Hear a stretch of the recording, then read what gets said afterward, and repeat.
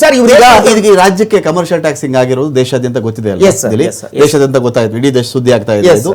ಇಂತ ಇದ್ರ GST ಅವರು ಈಗ ಅಯ್ಯೋ ದಡ್ರಾ ಕರ್ನಾಟಕ ರಾಜ್ಯ ಕಮರ್ಷಿಯಲ್ ಟ್ಯಾಕ್ಸ್ ಆಫೀಸರ್ಗಳ ನಿಮ್ಗೆ ಸರಿಯಾಗಿ ಒಂದು ನೋಟಿಸ್ ಕೊಡಕ್ಕೂ ಬರಲ್ವಾ, ನಾನು ಇದ್ರದೊಂದು ಪ್ಯಾಟರ್ನ್ ನಾನು ನಿಮ್ಗೆ ಕೊಡ್ತೀನಿ, ಈ ಮಾದರಿಯಲ್ಲಿ ನೀವು ಇದನ್ನ ವರ್ಗೀಕರಿಸಿ, ಇದ್ರಲ್ಲಿ ಟ್ರಾನ್ಸಾಕ್ಷನ್ ಯಾವುದು, ವ್ಯಾಪಾರ ಯಾವುದು, ಸಾಲ ಕೊಟ್ಟಿದ್ ಯಾವುದು, 2 ಪೌಂಡ್ ಬಿಡ್ ತಗೊಂಡಿದ್ ಯಾವುದು, ಇದನ್ನ ವರ್ಗೀಕರಿಸಿ ಅಂತ ಹೇಳಿ ಅವ್ರ GST ಅವ್ರು ಇವ್ರಿಗೆ ಹೇಳ್ಬೇಕು. ಸರ್ ಹೇಳಿದ್ರ ಸರ್ ಈಗ 2 ದಿವಸದಲ್ಲಿ ಇವ್ರು ನೋಟಿಸ್ ಕೊಟ್ಟಿದ್ದಾರೆ, ಆ ಕೆಲಸ ಆಗ್ತಾ ಇದೆ, ನಾವು ಮಾತಾಡಿದೀವಿ ಸೆಂಟ್ರಲ್ ಇಂದ, ಇವರಿಗೆ ನಾನು ಇಂಟಿಮೇಷನ್ ತಮಾಷೆ ನೋಡ್ಕೊಂಡು ಸರ್ಕಾರ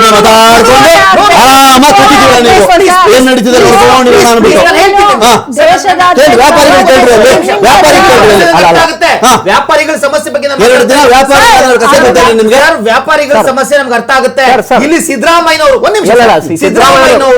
ಆಫೀಸರ್ಸ್ ಗಳಿಗೆ ನಾನ್ ಸ್ವತಃ ವಿಜಿಲೆನ್ಸ್ ಆಫೀಸರ್ ಹತ್ರ ಮಾತಾಡಿದ್ದೀನಿ, ಟಾರ್ಗೆಟ್ ಕೊಟ್ಟಿದ್ದಾರೆ, ನೀವೇನ್ ಮಾಡ್ತೀರೋ ಗೊತ್ತಿಲ್ಲ, ನೀವೊಬ್ಬ GST ರಿಜಿಸ್ಟ್ರೇಷನ್ ಮಾಡಿಸಿದಾನ, ಅಲ್ಲಿ ಹೋಗ್ಬೇಕು, ಲೆಟರ್ ಇದೆ ನಿಮ್ಮ ಹತ್ರ, ಲೆಟರ್ ತೋರಿಸು, ಲೆಟರ್ ಅಲ್ಲ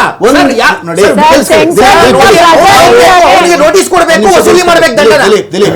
ಸಿದ್ದರಾಮಯ್ಯನವ್ರು ಮಾತಾಡಿರ್ಲಿ, DK ಶಿವಕುಮಾರ್ ಅವ್ರು ಮಾತಾಡಿರ್ಲಿ, ಕಮರ್ಷಿಯಲ್ ಟ್ಯಾಕ್ಸ್ ಆಫೀಸರ್ನ ಕರೆದು ಇದು ಸಿದ್ದರಾಮಯ್ಯನವ್ರು ಹಿಂಗೆ ಮಾತಾಡಿದ್ರೆ ಅಂತ ಹೇಳಿ ಒಂದು ವಿಡಿಯೋ ಬೈಟ್ ಆದ್ರೂ ಕೊಡಿ, ಒಂದು ಆಡಿಯೋ ಬೈಟ್ ಆದ್ರೂ ಕೊಡಿ, ಒಂದು ಲೆಟರ್ ಆದ್ರೂ ಕೊಡಿ. ನೀವು ಏನು ಕೊಡಿದ್ರೆ ಸಿದ್ದರಾಮಯ್ಯ ಯಾಕೆ ಸರ್ 6,500 ವರ್ತಕರಿಗೆ ನೋಟಿಸ್ ಕೊಟ್ಟಿರ್ತಕ್ಕಂಥದ್ದು ಸಿದ್ದರಾಮಯ್ಯನ ಆದೇಶದ ಮೇರೆಗೆನಾ? 100% ಸಿದ್ದರಾಮಯ್ಯ ಸರ್ಕಾರದ ಆದೇಶದ ಮೇರೆಗೆ. ಒಂದು A4 ಶೀಟ್ ಅಲ್ಲಿ ನೀವು ಇದನ್ನ ತೋರಿಸ್ಬಿಡ್ರಿ ಸರ್.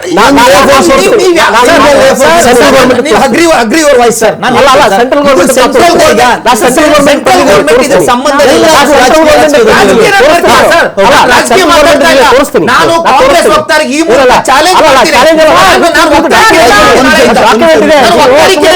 ಸೆಂಟ್ರಲ್ ಗೌರ್ಮೆಂಟ್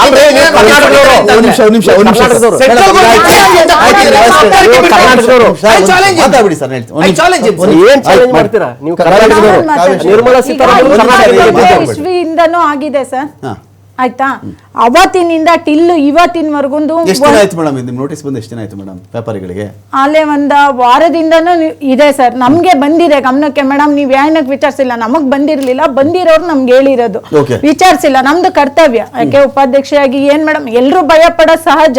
ಇವ್ರು ಹೇಳ್ತಿದ್ದಾರೆ ನಾನು ವಾಣಿಜ್ಯ ತೆರಿಗೆಗಳ ಕೆಲವೊಂದು ನ್ಯೂಸ್ ನೋಡಿದೀನಿ, 21ನೇ ಇಸ್ವಿಯಿಂದ ಮಾಡ್ಬಿಟ್ಟು ಇವಾಗ ಸಡನ್ ಆಗಿ ತಂದು ಹಿಂಗ್ ಕೊಟ್ರೆ ಯಾರು ಒಪ್ಕೊಳ್ಳೋಕೆ ರೆಡಿ ಇಲ್ಲ.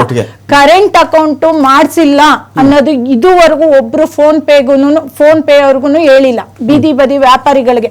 ಇವರು ಕರೆಂಟ್ ಅಕೌಂಟ್ ಅಲ್ಲಿ ನ್ಯೂಸ್ ಗಳನ್ನ ಏನ್ ಮಾಡ್ತಾರೆ, ಕರೆಂಟ್ ಅಕೌಂಟ್ ಬೇಕೇ ಬೇಕು ಸರ್, ಇದು ಟ್ಯಾಕ್ಸ್.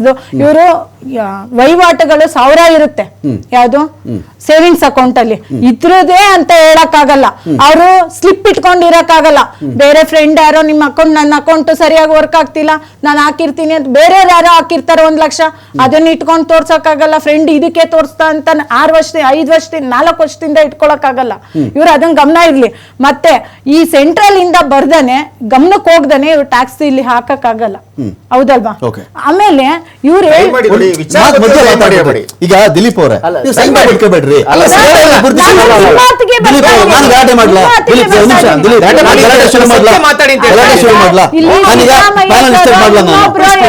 ಅವ್ರು ಮಾತಾಡ್ಬೇಕು.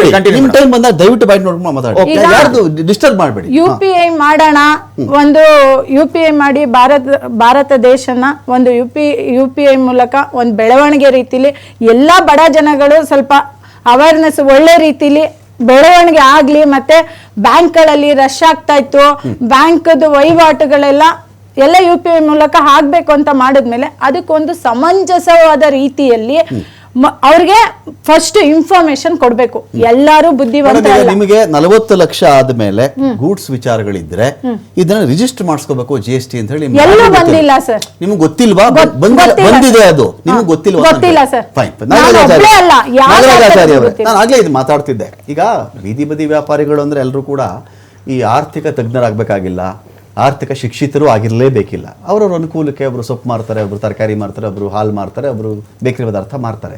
ನಾನು ಹೇಳೋದು 348 ಪುಟಗಳ ಪುಸ್ತಕವನ್ನು ಮುದ್ರಿಸಿದ ಮರುಕ್ಷಣದಿಂದ ಇಡೀ ದೇಶಕ್ಕೆ ಇದೆಲ್ಲ ಅರ್ಥ ಆಗಿಬಿಟ್ಟಿದೆ ಅಂತೇಳಿ ಭಾವಿಸೋ ತಪ್ಪಾಗುತ್ತೆ.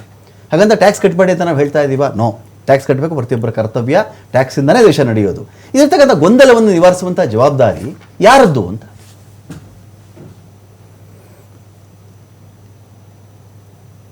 ನಾಗರಾಜ್ ಅವರೇ, ಕೇಳಿಸ್ತಾ ಇದ್ದೇನೆ ವಾಯ್ಸು? ನಮಸ್ತೆ.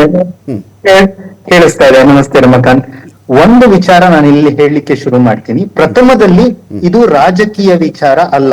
Okay. ಫಸ್ಟ್ ಆಫ್ ಆಲ್ ಇದು ಕಾನೂನಿನ ವಿಚಾರ ಅಂತ ನಾವು ಫಸ್ಟ್ ಮನದಟ್ಟು ಮಾಡ್ಕೋಬೇಕಾಗತ್ತೆ. ಕೇಂದ್ರನ ರಾಜ್ಯನ ಅನ್ನೋದು ಆಮೇಲೆ. ಪ್ರಥಮದಲ್ಲಿ ಒಬ್ಬ ಪ್ರಜೆಯಾಗಿ ನನ್ನ ಕರ್ತವ್ಯ ಏನು ಅಥವಾ ಏನು ಕಾನೂನು ಅಂತ ತಿಳ್ಕೊಂಡ್ರೆ ಫಸ್ಟ್ ಅಂಡ್ ಫಾರ್ಮೋಸ್ಟ್ ಇದು ASMT ನೋಟಿಸ್, ASMT 14 ನೋಟಿಸ್ ಅಂತ ನೋಟಿಸ್ ಅಂತ ಹೇಳಿದ್ಕೊಂಡೆ ಫಸ್ಟ್ ಆಫ್ ಆಲ್ ನಾವೆಲ್ಲರೂ ಅರ್ಥ ಮಾಡ್ಕೋಬೇಕು, ಇಲ್ಲಿದ್ದವರೆಲ್ಲರೂ ಕೂಡ ಏನಂದ್ರೆ ಇದು ಆರ್ಡರ್ ಅಲ್ಲ, ಇದು ಫೈನಲ್ ಅಂತಿಮವಾದ ಆರ್ಡರ್ ಅಲ್ಲ, ಇದು ಒಂದು ಪ್ರಿಲಿಮಿನರಿ ನೋಟಿಸ್.